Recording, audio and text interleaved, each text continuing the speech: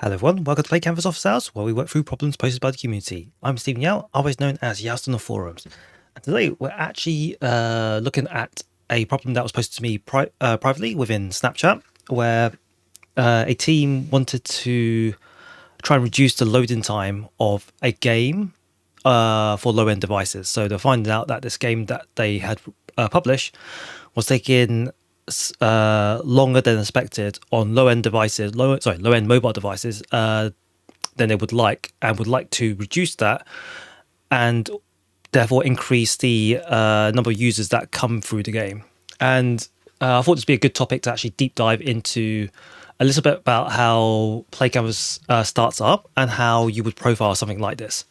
Unfortunately, I can't share the project they were using because obviously it's under NDA. But I'm going to use the Seymour project that was done like years ago and updated over time as our test project, because it's a reasonably decent size and does also take a while to load on a low-end device. So what I've done here is I've taken the fork of the build. I've already downloaded a published web build for self-hosting. This means I can host the build locally on my PC or my Mac, and that would also mean that allowed me to make changes to add in profiling options. That's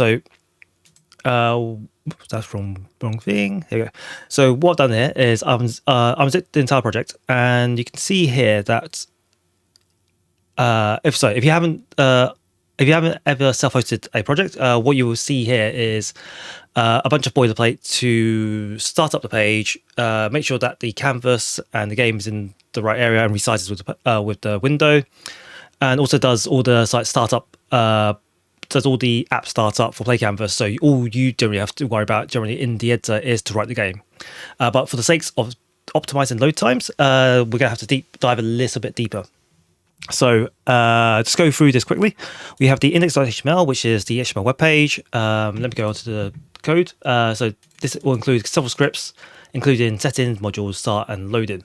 So settings is a bunch of global variables that refer to the scene to load, some options for the WebGL creation, and also any kind of preload modules that WASM modules they should have. This you generally don't have to worry about. This is more about setting up certain file names so the rest of the boilerplate for the PlayCanvas wrapper gets booted up correctly. Go back to HTML.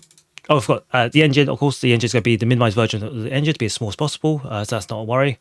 Modules is it's another bit of boilerplate code that load WASM modules. So that's nothing to worry about here.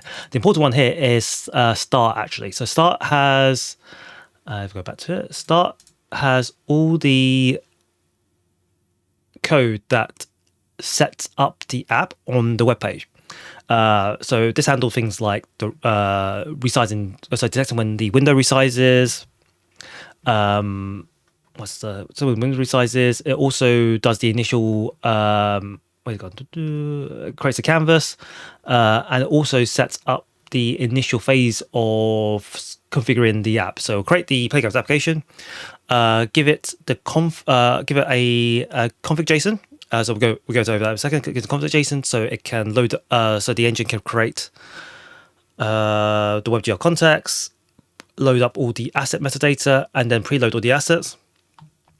Once it's preloaded all that, it will load the scene, and once the scene's loaded, then it will start the application itself. And to go over what config.json is, so config.json will be is effectively a it can be a large JSON file where it holds all the asset metadata. So these are things like all the assets that you put in the project, be like the ID numbers, resource ID numbers, the name of the asset, things like maybe texture width, texture height data, whether because some stuff around containers and templates. It holds a lot of the data, and it can get very big for large projects. But the size of JSON, because JSON generally compresses really well over gzip, the size is not really that big a factor unless you do a very, very large project. So for example, if I go back to here and I zip up, you can see here in this case config.json is 222k. If I compress it to zip, which is what most web servers should be configured to is to transfer files over as over gzipped. So transfer files as compressed with gzip across the wire. That means the card's only actually downloading 21K, despite the fact it's originally when it will uncompress, it'd be 222. So it's generally not a worry about the size itself. All right, so going back to here, now that I've downloaded the web build, I'm going to host it locally on my PC. So I could do this with Python simple Python HTTP server, it's called.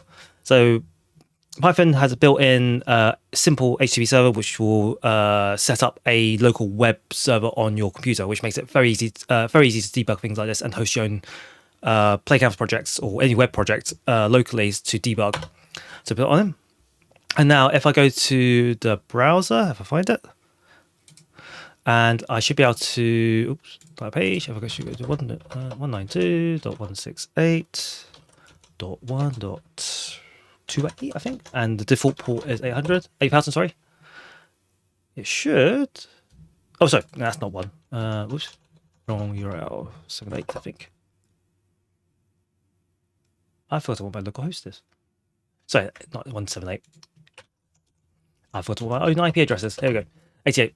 And you can see here, we will boot up into Seymour and it will load up. And as you can see here, it was really quick. So if I refresh this completely, that's how long it took to effectively start up on the desktop, which was insanely quick.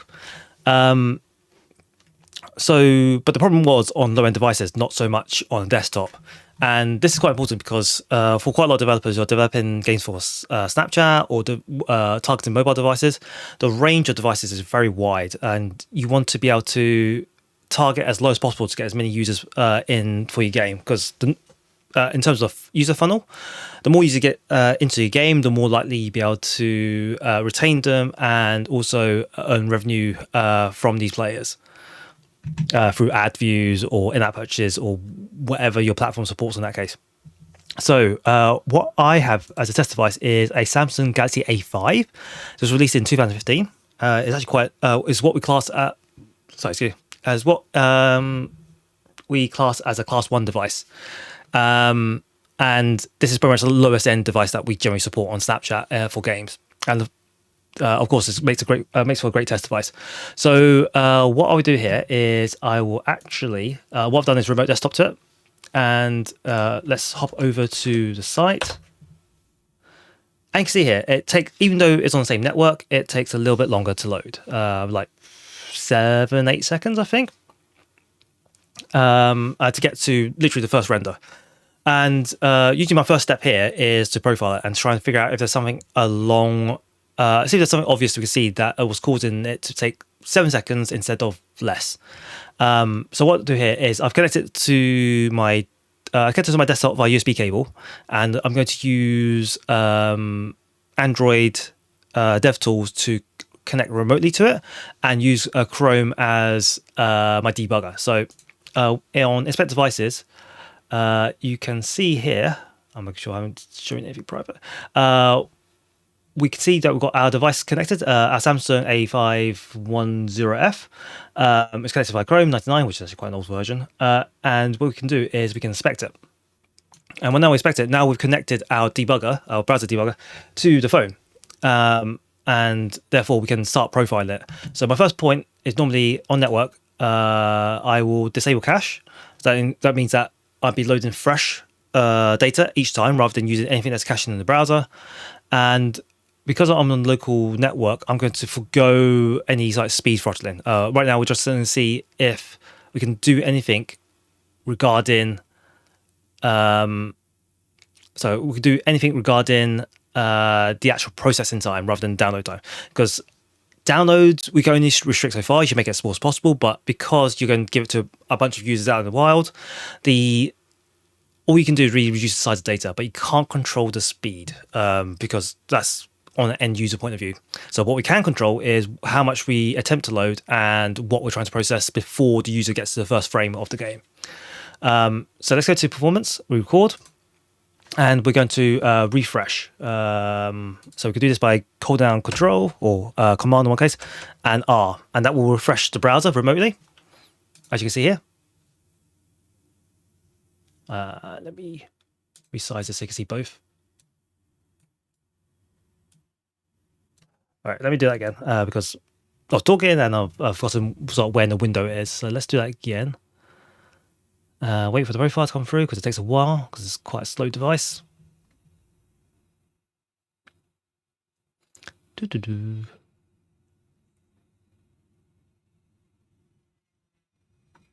Still waiting. All right, okay. Actually, we don't need screenshots for this one, so let's make that quicker. So we're going to do record and Command R to refresh the page. And when we get hit the first frame, we're going to stop it.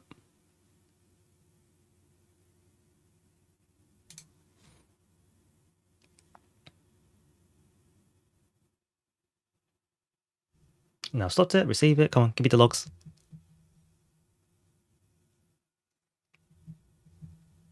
Okay, and now you can see kind of like a timeline of what's happened over that recording. So you can see what was taking up precious CPU time and making the load time longer.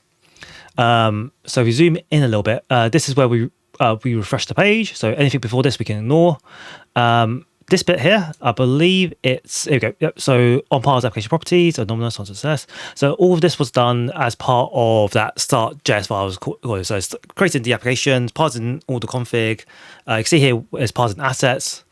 So now that I've selected the range from here to here, I can look at the call tree. I can see like how long roughly that has taken. So it's taken this call for exile ready state change, which is normally that's normally called as part of an HTTP request. That's taken 2,000 milliseconds, which is 2 seconds, which is interesting. And then there's another chunk here, which is empty, which is interesting.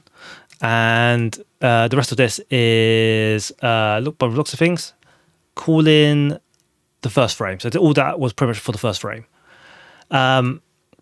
Now that it's like roughly identifies it, we want to try and break that down even further. And this can only help so much in terms of like going, okay, this is a function call, ready state change, on success. And then there's a bunch of anomalous calls, and we're going into application properties, which is loading libraries and doing a bunch of stuff. And what we want to try and do is identify which part of the load is taking how much time. And for this, I normally start editing the publish build. I normally I have access to the publish build for teams that ask me about this, and I normally start editing the project. For this particular case, we're going to start from the very basics, which is what we're trying to measure here is from as soon as the page loads to the first frame that's being rendered. So between that, what we're going to do is create a script tag, and I'm going to use something called performance now. So performance now is a browser function that you can call that effectively gets you a very precise measurement of time down to like 1 millisecond resolution. And this is great for doing profiling. We do this a lot in the engine ourselves when we're trying to profile how long things take, especially for the profiler that you have in PlayCanvas editor. So we're going to use this now. I'm going to do this for every phase that feels like a logical separation step. So for this, we're going to create a global variable called, let's say, let's call that T0 equals performance now. And then what I'm going to start doing is plug in as much timestamps as I can within the project, and measure the time difference between them. So what I'm going to do here is, so now we do T1 equals performance now, and then console log. What should I call this? After engine load.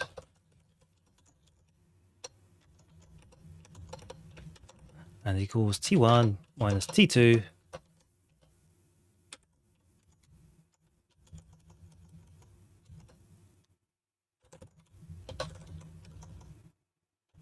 And do that to string or to fix. Fraction digits. And then we're going to make window.t0 equals performance now. So we reset the T0 timer. So next time we call something like this, we know the time, we measure the time between this call and the next time we call it. And that will come out nicely in the console log. So we're going to do this again. for here. Const T1. Oh, okay. Is it because I'm this is not what I did last time. Let's make it easier. So do window. It's complaining that I am trying to set a variable that I've set before, which is okay.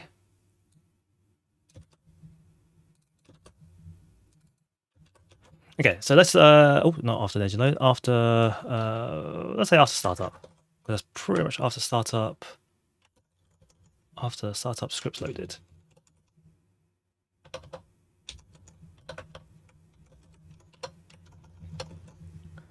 Cool. So let's quickly test that. That's quite easy to test. So we go back to the game and refresh that. And while we're here, where's it gone? Browser. This way.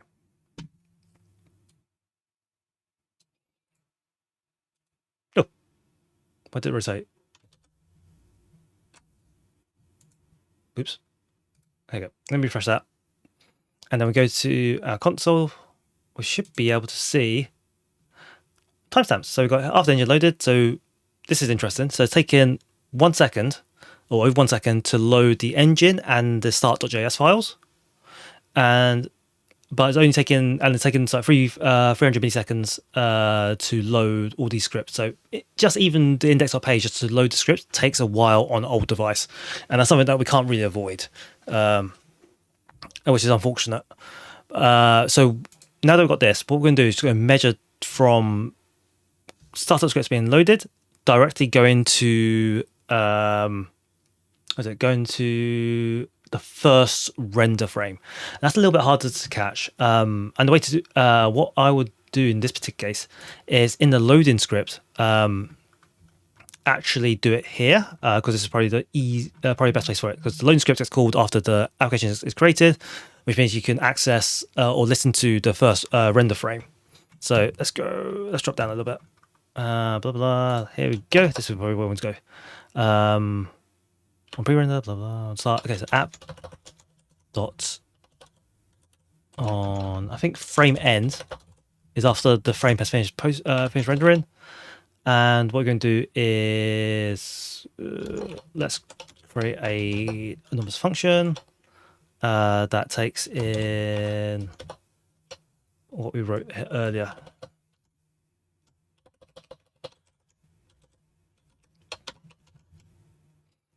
That's fine.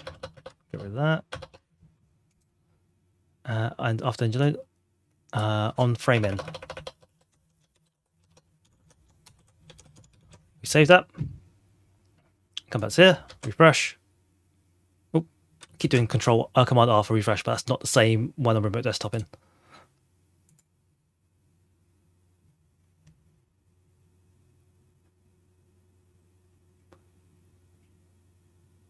Whoops. That was not meant to do this. I meant to do this once, not on every time, because this is getting called every frame, which is not good for us. Let's do it again. So on app on once means that after the event has been fired, on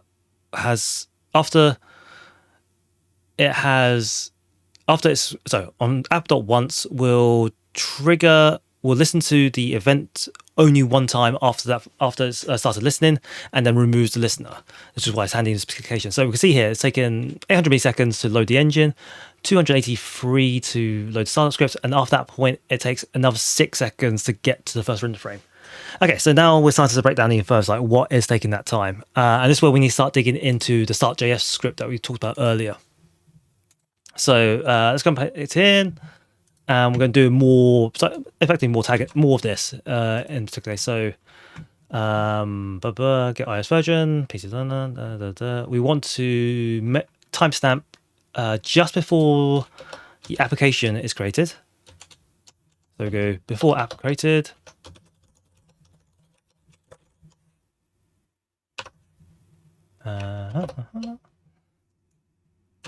And then afterwards.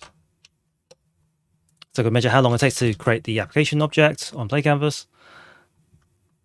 And this is the important one. All right, so we want to measure before app configure, because this is where it does a lot of the work, where it loads calls it the JSON file, it parses it, it sets the settings, and adds all the assets into PlayCanvas.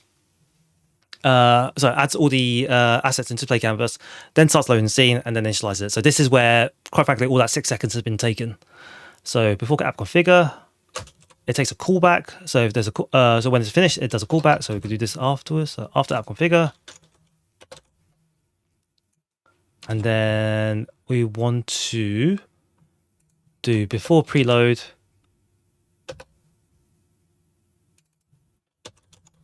So this is where it starts loading the assets themselves. So the assets have been added to the registry. Now they're going to start being loaded. And when that's finished, there's a callback again.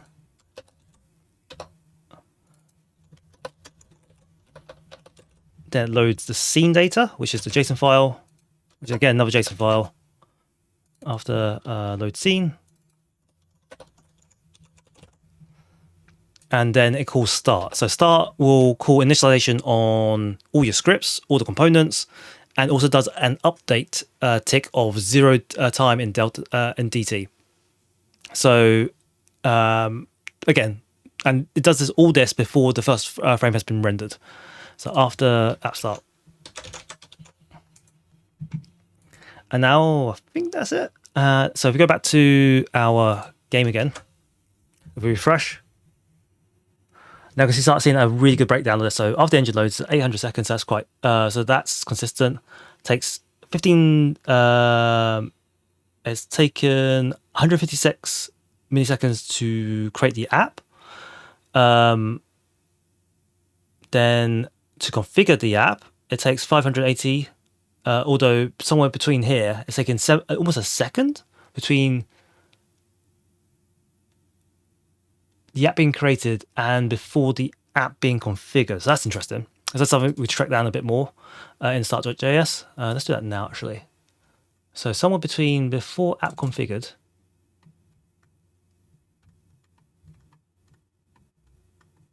let me go back to that again. What's that? Before app configure and after script load. So somewhere between creating the app and configuring it would spend in 700 milliseconds. So this could be on creating the canvas. That could take some time as well. So that'll be another thing to potentially measure. Again, but there's little we can redo about that because we need to create the canvas. We can't exactly make it quicker, which is unfortunate. But as we go down, we see the preload has taken like 300 seconds, 3 seconds. So part of that will be downloading the JSON file, but there's some assets that it's loading that's taken time to process. So this could be things like uploading textures to VRAM. It could be doing anything like basis texture transcoding. It could be a large number of things. But the actual scene loads only takes 300 milliseconds, which is good. So,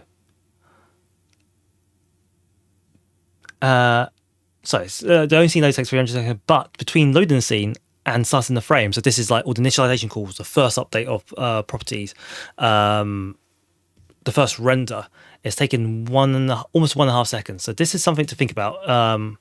Is there when you load up your game, is there anything in the scene that's very heavy on the initialization or post-initialization calls? And it may be worth thinking about deferring that over several frames after the first frame, doing it over several frames as well, or something else entirely, because you basically want to be able to get to that first frame render as soon as possible.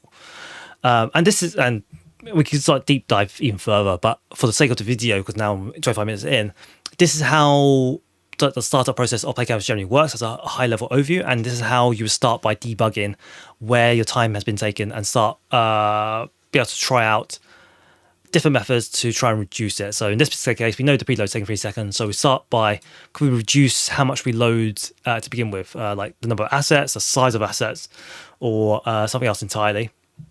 And look at the frame ends, like between frame end load scene. That means like there's some heavy initialization calls being called or from components. So that's something else to think about. It's like, okay, the scene itself is not very large because it's only taking 300 milliseconds to load and create everything. But there's something in the initialization or the creation or initialization of components or scripts that can be potentially reduced down, which is great, which means that we could either defer that or maybe do it over several frames, like I mentioned earlier. But there's lots of things you can try, and it really depends on like your game and what metric you're trying to effectively improve. Okay. So that's it for PlayCanvas Office Hours today. Hope a lot of this was understandable to you. I know this was a bit long one today, but I feel like it's very useful for those that really want to dive deep into improving their load times. So thank you very much for watching, and we'll see you next time. Bye.